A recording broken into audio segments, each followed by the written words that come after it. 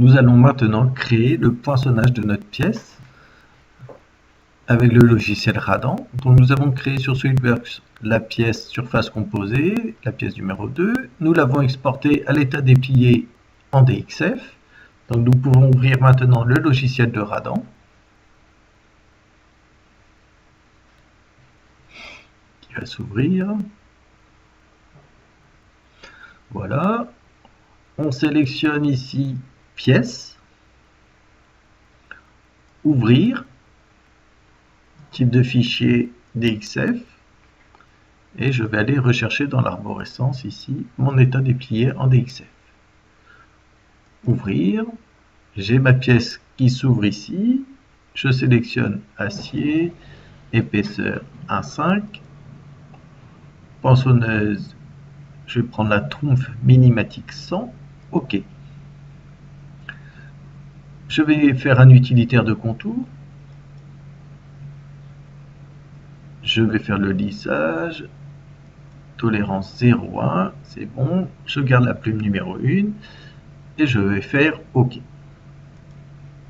La pièce passe en jaune. Il me marque contrôle de la pièce correcte. Je peux aller dans outillage. Je ne fais pas l'usinage automatique en poinçonnage, donc je vais faire annuler.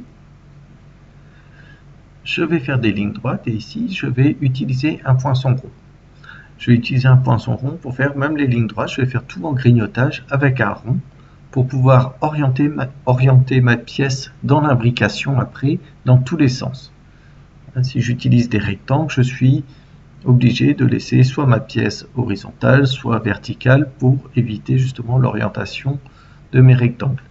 Ici, ces parties-là, je ne pourrais pas les faire avec un rectangle ici parce qu'elles sont inclinées à des angles différents, de 0, 90 ou 45. Donc je vais utiliser, rechercher ici, je vais aller rechercher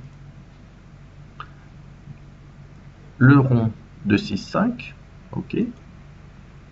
Et je vais faire un grignotage de cette ligne droite avec mon rond de 6,5. Je clique sur ma droite.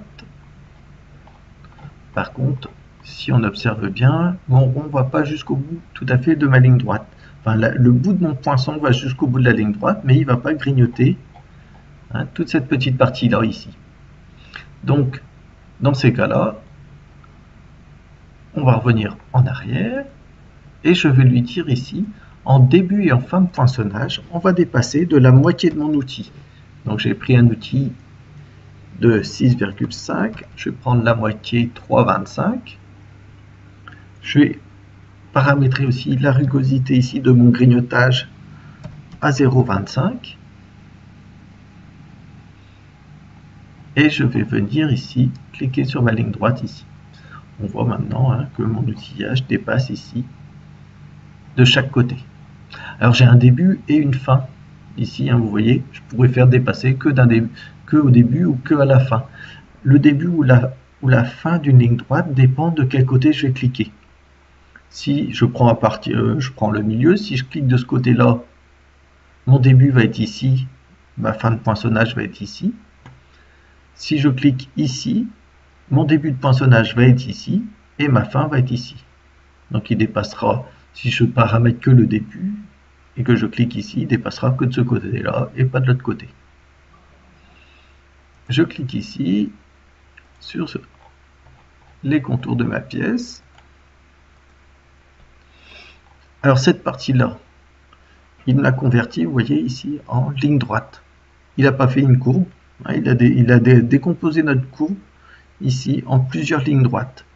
Donc je vais pouvoir continuer toujours ici à utiliser découpe linéaire et non découpe en arc, parce qu'il m'a décomposé ça en ligne droite. Je laisse toujours le début et la fin et je clique sur les différentes lignes droites ici.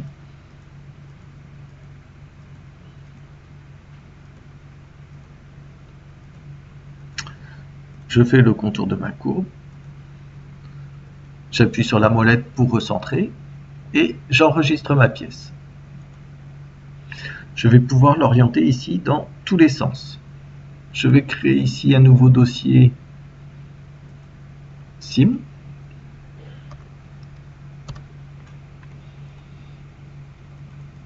et je vais enregistrer ma pièce à l'état déplié en poinçon.